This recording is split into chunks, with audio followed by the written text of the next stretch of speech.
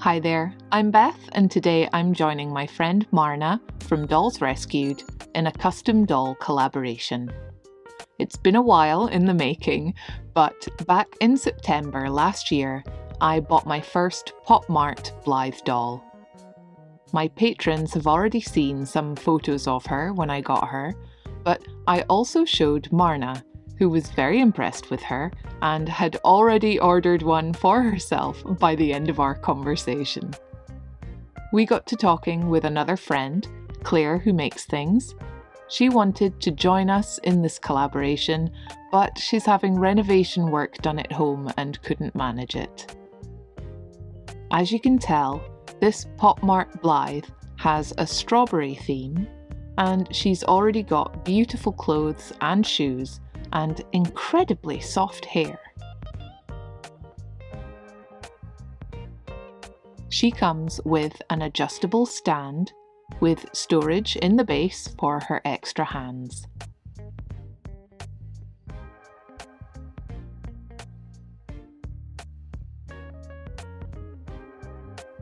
When her socks and shoes are on, her shoes bulge out a little underneath. It's a tight fit. But the most exciting thing about her, though, is her working eye mechanism.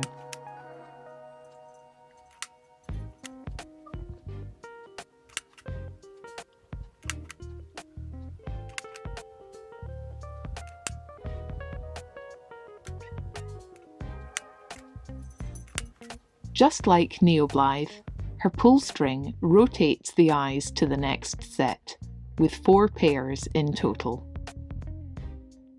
She has nice articulation in her head, arms and legs.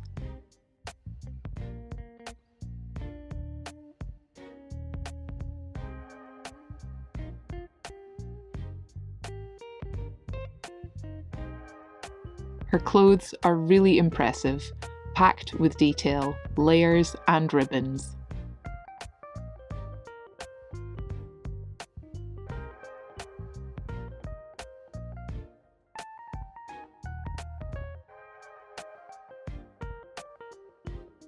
But that was last year. Let's jump closer to now. Here she is again. She's been to BlytheCon UK and back, and has some new clothes I made. A crocheted acorn hat and a plastic handbag that I repainted. I had fun putting this apron dress together with embroidery and weathering.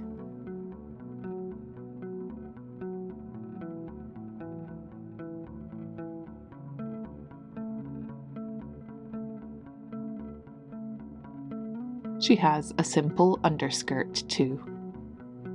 Now, the theme of our collaboration today is Grimm's Fairy Tales. Marna and I will both transform our POPMART Blythes into a classic fairy tale story character. I took to my sketchbook and started putting ideas down. There's lots of detail that didn't make it into the final design, but they're all things that I'll try with other dolls. After some more time, I decided on a specific character. I chose Gretel, of the Hansel and Gretel story. With her little fists, I thought she would quite suit becoming Gretel the Witch Killer. I also decided to make her a little gingerbread house backpack and a tiny embroidered corset. I'm terrible at remembering the before pictures. Ta-da! The before. I'm going to be customizing her face, but wanted to start on her outfit. So started looking at the fabrics and patterns I had on hand already. I realised that she's quite close in size to the Blind Box Antu figure, and even tried on the dress I made for Ms. Bear a while back. Ms. Bear is a little broader but the proportions are very similar. So I used my Ms. Bear pattern templates as a starting point and drafted a long sleeve to match them. I stitched tiny pin tucks onto white cotton for the bodice front and traced sleeves onto patterned cotton. I was busy sewing when the postie brought me a new friend. This is Labubu, created by Casing Lung, one of the monsters from his Nordic story series. These ones are blind box figures sold by POPMART. I got the grey coloured one. His name's Sesame Bun. Adorable. His feet can swivel and he has wire through his arms so they can be posed. His fur is super soft and his keyring attachment makes him easy to clip to a bag. He's a perfect friend size for POPMART Blythe. Don't they look fun together? Anyway, sorry for the distraction, I'm sure it won't happen again. Back to putting together Gretel's dress. I added lots of tiny details to the bodice, rick-rack, ruffles and a button. I chose this super sweet green fabric for the main skirt with decorative trim. I added a little more width to my Ms. Bear template for a fuller skirt. I'll pair it with a lace-trimmed underskirt, join and gather them, and attach them to the bodice.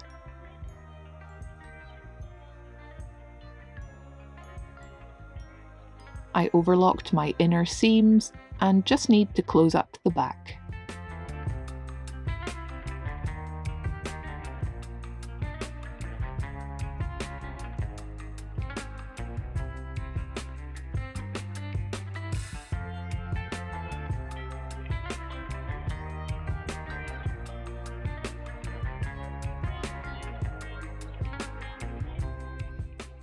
Once I've added a snap fastening to the back, I'll start patterning a teeny tiny corset for her. I'm really happy with the fit and have a paper template made for the corset. The details will be stitched on and the corset will close in front, made from one piece of faux leather. It looks like it'll fit and it'll have a little stretch from this fabric just in case.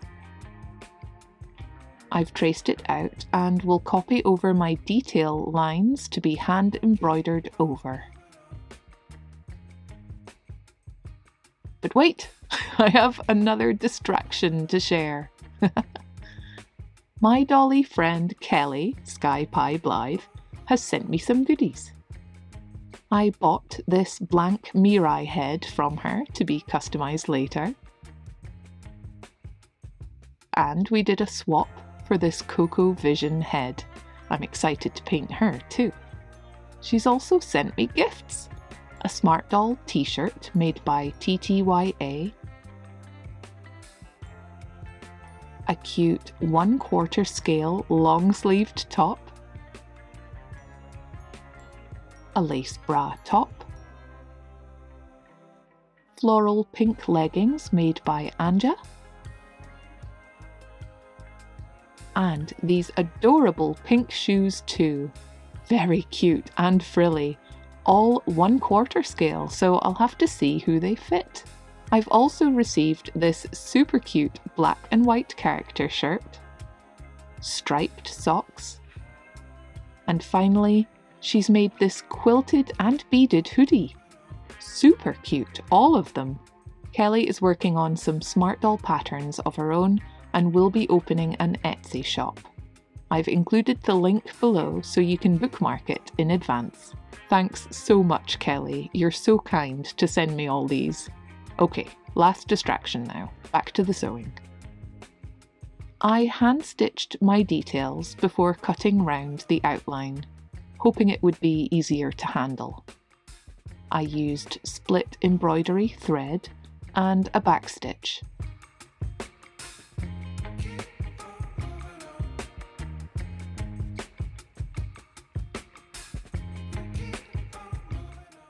This corset is truly tiny, and I didn't want to add any more detail for fear of it being too much. I settled for a contrasting outline, then carefully cut it out. I added eyelets and ribbon straps, and I'm really happy with it. Here I've also made some knotted flowers with the same embroidery floss. Now it's time to take her apart for customizing. I unscrew the back, press the sides of the head to unlatch them, and found that, like some neo-Blythes, the scalp pops right out.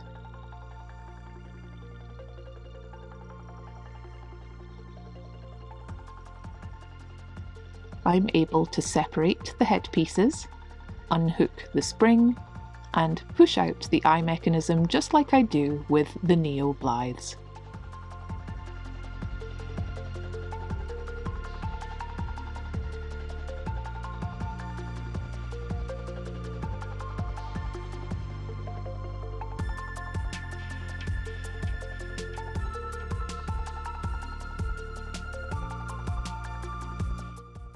There's even a tiny T-bar to be removed too.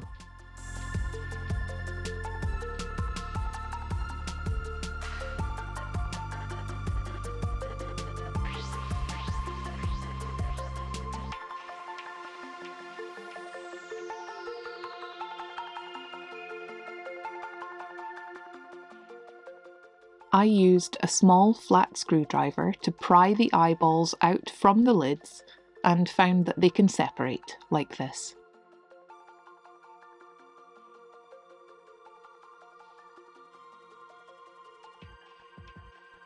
I'll use my favourite type of sponge sandpaper to remove the face, makeup and glitter from the eyelids. It's made by 3M and I like to cut it into smaller strips. Be sure to wear a dust mask when sanding.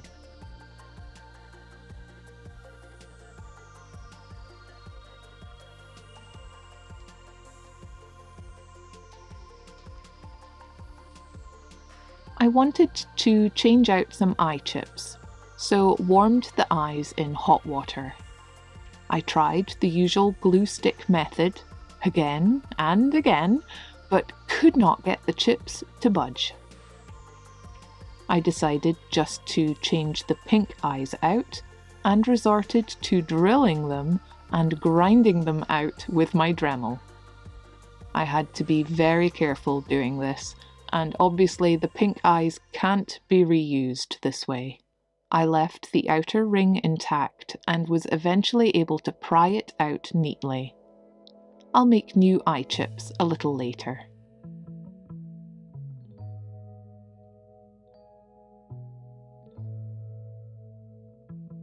I penciled on some guidelines and started the face carving by drilling the nostrils and defining the edges a little more.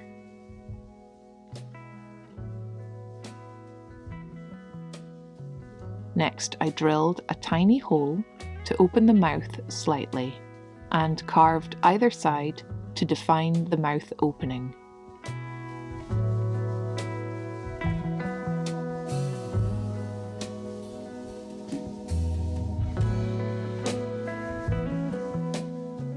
I scraped and scratched, adding more curves and depth to the mouth shape, sanding and checking my progress.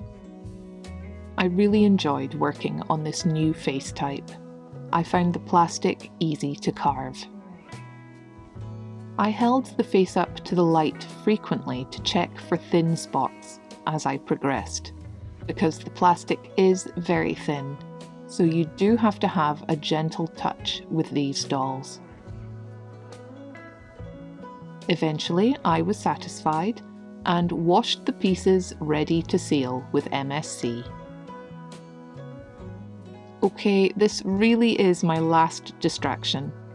I was recently contacted by ARTIFY, who asked if they could send me some of their brushes to try out. I agreed and was delighted to receive this 5-piece dry brush set for miniatures and models. It's honestly beautifully packaged, with all the brushes in separate sections, and this set comes with these little pots. One is a brush soap for cleaning the brushes after use, and the other is a dampening pad. You just add a little water to get the perfect consistency for dry brushing highlights onto models. I'm so glad they offered these to me, as I think they'll work really well for my face-up pastel blushing. Let's see how they do. I'll be using my tried and trusted pan pastels, and like to start with the subdermal colours, yellow, pink and blue.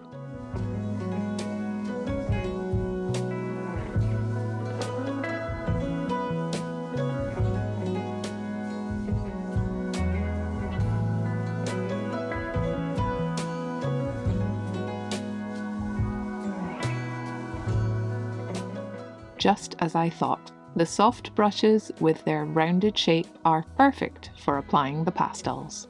I was originally using a set of makeup brushes for this, but I think I'll be replacing the majority of those with these ARTIFY ones. I build up some darker shades and colour the lips until I'm ready to save my progress with a layer of MSC spray. I build up more coloured layers and use one of these tiny Q-tip things to define the eyebrow placement. I pencil in more detail with different coloured watercolour pencils.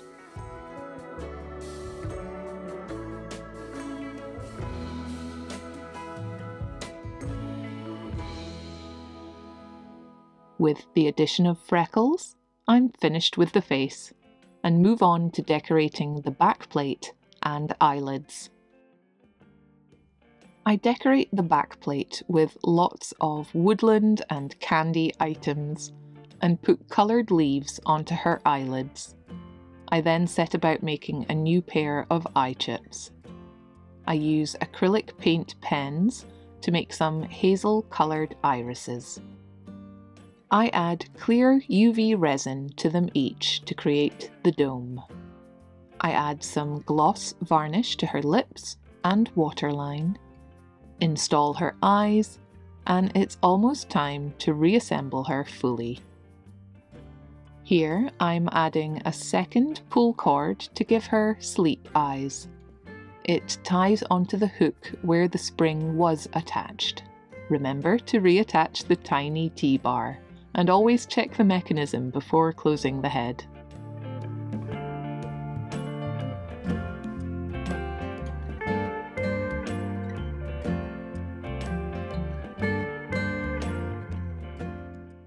Simply reconnect the body as you close the head and insert the scalp before closing fully. I'm going to be trimming the fringe so I can see more of her face. Before you see Gretel complete, I'm going to make her the gingerbread house backpack I promised. I made one of these before and shared the whole process in an exclusive Patreon video. In case you missed last week's video, I'm opening up for custom Blythe commissions through my Patreon, with a new custom doll tier being added. As I record this, I just created the new tier and have had the first patron join it, so thanks very much to Jessica. I'm looking forward to being able to create special and unique dolls for each of you who'd like one.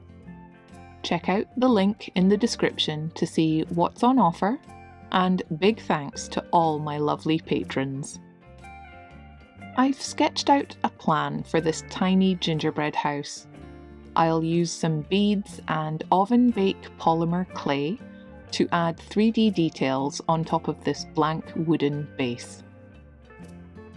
This liquid Fimo acts as a glue to help stick the clay to the wood. I cut and stick on details and make some twisted candy canes too. With little gumdrops and piping round the roof, I carefully bake it all on a low heat. It survived! And it's ready for colouring with acrylic paints. Well, not that one apparently. I build up lots of layers and stick to a pastel and gingerbread theme.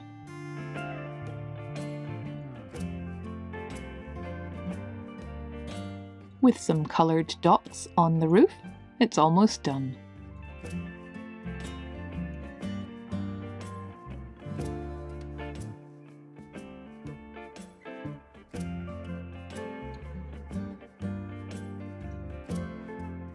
And here it is!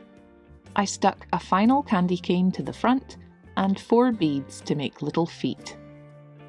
I gloss varnished a couple things and added simple backpack straps to the back. Isn't it adorable? I hope it's not too Christmassy, but it certainly fits Gretel's storybook origin. I'm really looking forward to seeing what Marna from Dolls Rescued comes up with. This was a whole new doll type for both of us, and I wonder if she struggled with the same things as I did. You'll find her channel linked below, so if you haven't already been, go and watch her next to find out which Brothers Grimm fairy tale character she's chosen to create. As for me, it's time to see all these separate pieces come together. A tiny apron tied with a ribbon at her waist.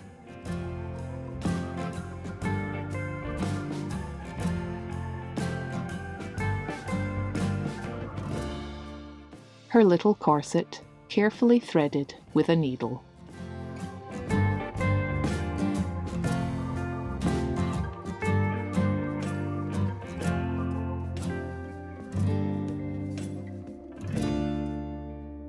And her newly styled hair, trimmed fringe and pleated buns, decorated with those knotted flowers. Isn't she just so precious? This is a wonderful doll size. I still can't get over her fully working eye mechanism and tiny pull cord. Here's another look at her back plate and her simple pull cord details. I just added a little glass mushroom. Let's wake her up. I really hope you enjoyed watching Gretel come to life. I thoroughly enjoyed working on this collaboration.